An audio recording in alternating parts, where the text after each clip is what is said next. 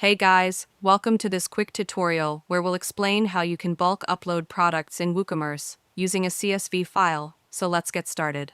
First, log in to your WordPress dashboard. From the left-hand menu, go to Products and then All Products. At the top, click on the Import button. This is where you can upload your CSV file to add multiple products at once. Click Choose File, select your CSV, and then click Continue. On the next screen, you'll see the column mapping section. Make sure each column from your CSV matches the correct Woocommerce field, for example, name and product name, then regular price, and so on. After checking everything, click Run the Importer. Woocommerce will now start importing all your products. In a few seconds, you'll see them appear under Products, then All Products fully uploaded with images, prices, and details. And that's it now, you know how to bulk upload all your Woocommerce products easily using a CSV file.